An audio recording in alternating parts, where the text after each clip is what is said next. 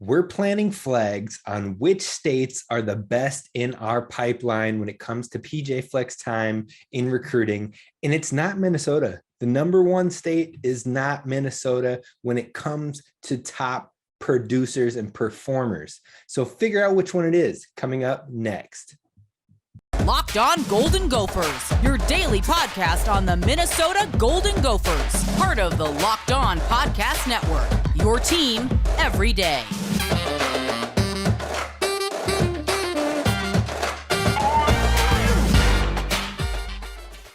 You're listening to Locked On Golden Gophers, part of the Locked On Podcast Network, your team every day. My name is Kane Rob, host of the podcast, former collegiate football video coordinator and recruiting assistant, here to talk Golden Gophers with you. Our summer schedule is a little bit different for June and July. We're kicking episodes off on Tuesday, Wednesday, and Thursday. And then once we hit August again, we're back running each and every day of the week, Monday through Friday. So get in early, get these good topics, get these off-season topics rolling. And then we're hitting the ground running when it comes to August, when when fall camp, training camp officially kicks off. We'll already have been going. I'm excited, y'all. It's going to be a great time. So be sure to subscribe on YouTube and drop any comments, things you're liking, things you're disliking, things you want to know about, things you want us to talk about. Drop them in the comments on YouTube. Otherwise, be sure to follow Locked On Golden Gophers wherever you get your podcasts. Today, we are talking pipeline states. Where have we seen the most recruits coming from when it comes to the Gophers? Where have our highest ranked recruits been coming from? And then we're going to talk about which of our top producers have been coming from what states. So we're going to look at all that, and then we'll wrap it up with another episode or another segment of Guess That Gopher, our favorite clue-based trivia game. But let's wait no further. We're going to jump right in. So let's look at the top states in PJ Fleck's recruiting pipeline to date. Now, PJ Fleck has been coaching here 2017 to present. So we're looking at the recruiting from that timeline. Now, the number one state when it comes to signing recruits, getting the most recruits from the state, is obviously right here, home in Minnesota with 22 signings. But we don't have the highest average rating. We don't necessarily have the best production from Minnesota. So it's not necessarily our best state, although it could be with the future classes coming up. But like I said, 22 signings in Minnesota. The average star rating is a 3.09, and the average recruit rating is an 8516. So the top recruit from the state of Minnesota in PJ Fleck's time, the top rated recruit is Trey Bixby of the class of 22. So we haven't seen him yet. He actually just arrived on campus this summer. He'll be getting into the flow of things, and we'll get excited to see what he brings to the team. He may not contribute right away, but the future is bright. And we know that. We know a handful of Minnesota guys that the future looks great when it comes to those prospects, and it's exciting, especially coming 21, 22, and 23 classes. Now, the number two state in the pipeline for PJ Fleck is Florida. We have 16 signings from Florida. Average star rating is 3.13, and the average rating overall is a 8605. So the top recruit during PJ Fleck's time with the University of Minnesota from Florida so far is Curtis Dunlap from the 2018 class. Now, Curtis Dunlap has transferred away from the Gophers, but he is the highest rated that we've had commit from Florida. The number three state is Georgia with 14 signings. The average star rating is a 3.07, so the lowest of the three states so far, but the average rating is an 8574, which is higher than what we saw with Minnesota. The top recruit in his time, PJ Fleck's time from Georgia, is Rashad Bateman, wide receiver from the class of 2018. If you don't know who Rashad Bateman is, it's time to get caught up, folks. It's time to get actually ramped up into your Gopher fandom, and welcome to the boat. We are rowing. So that's Georgia. Then coming in at state number 4 is Illinois with 13 signings, average star rating of a 3.15.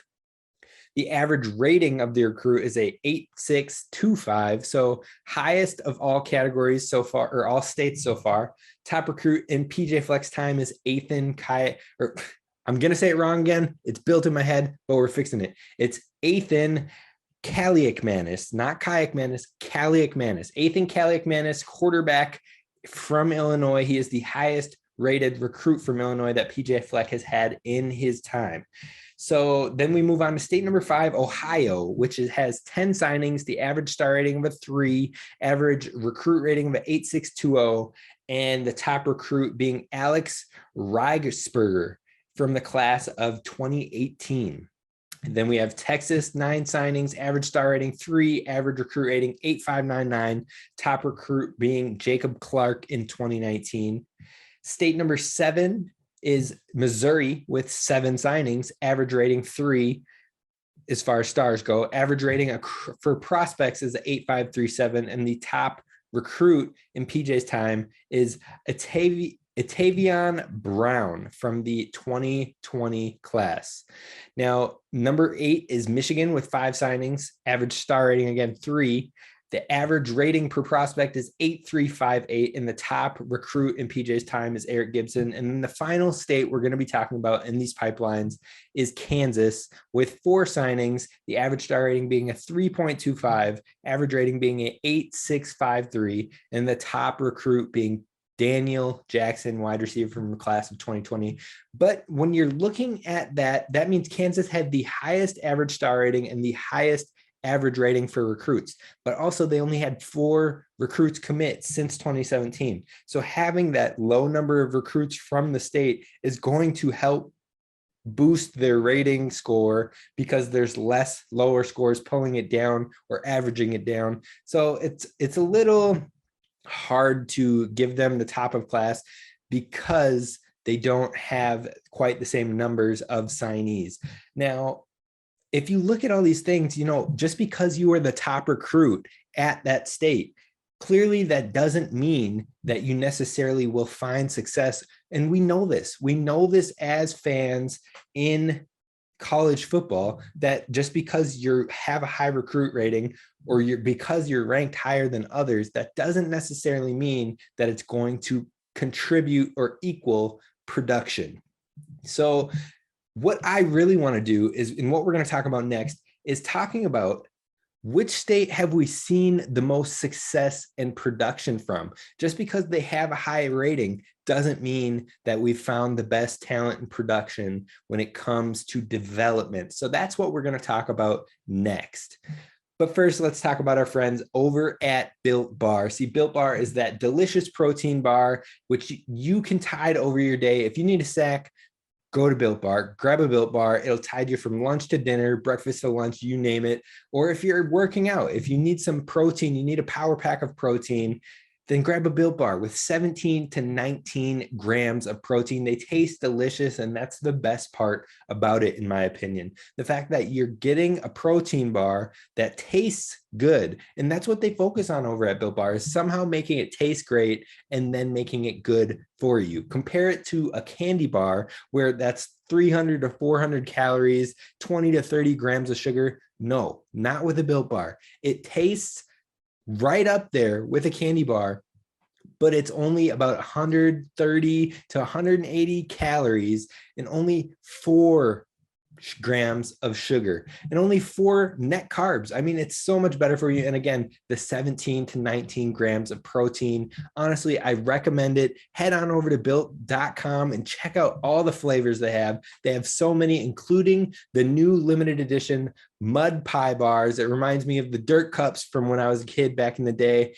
And it's time, folks. If you haven't tried it, head on over to built.com and you can use promo code LOCKED15. That's locked 15 for 15% off your order at built.com. And that's good more than one time. You can use it this time. And when you like them and you want to try another flavor, use promo code LOCKED15 again next time and get 15% off at your order. Go to built.com today and check it out. All right, so we are going to dive into the more fun part of this topic in my opinion, and that is looking at where the production has come from. Where have we found our best producers during PJ Fleck's time when it comes to states? Not the best rated or the highest ranking, because as we've seen, that doesn't always attribute to college success. So which states have provided the best production? We've already talked about the technical highest ranked via the star rating and the average recruit rating, but let's look at production. So what we all know is rankings don't always mean 5 stars are surefire NFL guys. It doesn't mean if you're a 4-star that you're going to be the best player in your class. It's simply not true. We've seen some of the best NFL players start out as unranked or even 3-star guys. Justin Herbert, for example, blowing up the NFL in his first 2 seasons, 3-star recruit. So there's tons of examples of guys that have led that same path. So you can't get caught up in the stars. Now, yes, we would love to get some 5-star recruits coming to Minnesota. We would love to have even more 4-star recruits coming to Minnesota, but it doesn't automatically equal success. So I just want to talk about which states that we have seen have produced the best production so far. And to me, there are clear top 4 states when it comes to production. Now, not in order, we're going to talk about those 4 states. The first being Minnesota. Of course, we've had the most signings in 22 signings with Minnesota since 2017, but the best contributors to on-field production for the Gophers from Minnesota include Blaze Andrews, Boye Mafe, Brevin Spanford, and then we got future guys in the pipeline that we haven't quite seen yet that have those higher ratings. Some of our highest rated recruits in Devin Eastern, Trey Bixby, Kristen Hoskins, Danny Strigow. I mean, those guys are future guys that we can see have that production and have that success moving forward. So it's something to get excited by for sure. And then you talk about the 23 class, which we still don't even know who all is officially coming. We have 7 guys in the class from Minnesota. Actually, I believe we have more than that now, especially including preferred walk-ons. But then you have guys in contention still like Jackson Howard or Elanius Davis. So the best could be yet to come when it comes to Minnesota. So clearly we've seen the future guys for Minnesota looks promising, but even looking at the contributors that we've had in PJ Fleck's time, Blaze Andrews, one of the best offensive linemen that have been with the programs in PJ Fleck's years here, Boye Mafe, who was an absolute stud pass rusher, and Brevin Spanford. I think the best is yet to come from him. So great contributors there, but I wouldn't say that they are our number 1 state in production. Actually, I'd put Minnesota at the number 3 when it comes to production. But let's talk about the number 4 before we dive into 1 and 2. The number 4 is Florida. Now, the best contributors is Daniel Faalele, who just got drafted by the Ravens, was one of our best offensive linemen in PJ Fleck's time here. But also we had Curtis Dunlap, who ended up transferring, so it makes it a little harder to grab onto that success and contributions, but he had contributions at times. Now, future guys is where I'm more looking to Florida, where you've got Hayden Schwartz, true freshman coming in, Rylan Kelly, true freshman coming in, Maverick Baranowski, true freshman coming in. So that class of 2022, we got some big pieces from Florida. And then you look at Danielle Hayes, who just committed from Florida, wide receiver for the class of 2023. So Florida is still looking like a promising state for us, especially in the years to come. But the only best contributors so far in PJ Fleck's time is Faalele and Curtis Dunlap for that brief time that we had him. So they're number 4, Minnesota's number 3. But what are our top 2 in best production? Let's go to number 2. Number 2 is Georgia. That's right. Georgia is number 2. Justice Harris, cornerback who just left us this past season, got an invite to an NFL minicamp. Justice Harris had rock solid cornerback production for us. Rashad Bateman leads the pack, of course, with the absolute bonkers years he had, especially his, I believe it was his freshman year. It was great. And his sophomore year was fantastic. His sophomore year went ballistic, with Tyler Johnson across from him. Rashad Bateman clearly being one of the best talents that we've had here in Minnesota in PJ Fleck's time here. So how are they not number one? Well, we'll get to that. But other guys from Georgia include Terrell Smith, Braylon Oliver, who's still playing, probably starting at linebacker this year, Flip Dixon, who is going to be a menace on the field this year. He's had some production, but this year is the year for sure. He's going to be a hybrid player in that secondary. He can play nickel. He can play outside. He can play safety. He can play linebacker. He's going to be all over the field. He's going to be a menace, and he is a guy to look out for absolutely this upcoming season. So Flip Dixon, Braylon Oliver, Terrell Smith, Rashad Bateman, Justice Harris all have given contributions on the field, and then future guys with Brockington at wide receiver, Darius Green at the safety position, and Coleman Bryson at the safety position as well. Georgia has had some absolute studs and has some future pieces that could be right up there with those other Georgia guys. But coming in at number one, and this is a landslide for me, folks, is Illinois. Illinois has produced the best production for us on the field when it comes to recruits with the Gophers during PJ Fleck's time. They've been producing, and that's great to see. And hopefully that continues because, well, you'll see why here. Chris Bell is someone on the field giving us production. He's given us production since he's come to the Gophers. So don't have to expand too much on him. John Michael Schmitz speaks for itself. One of the best, if not the best, center in the entire nation, has been the forefront of our O-line for years now, and absolute stud. Then you got Mariano Sori-Marin, who's leading our team in tackles, who has been a production monster when it comes to tackles and anchoring that linebacker core for the Gophers. Then you got Tyler Nubin, who is a rock star safety, NFL talent, and absolutely went ballistic last year and is likely going to do very similar, if not better, this year. And then you got JJ Goudet, who has stepped in at multiple offensive line slots to fill holes, and he could even be a starter barring health, but we got to get healthy first before we can get him in a starting role. And then, of course, Bucky Irving, who transferred to Oregon, but look at his production from that freshman year, going off for 700 yards, producing right away when we needed to call upon him. I mean, these Chicago guys, not all Chicago, but these Illinois guys have stepped up and shown out. So I'm going to list the contributors again: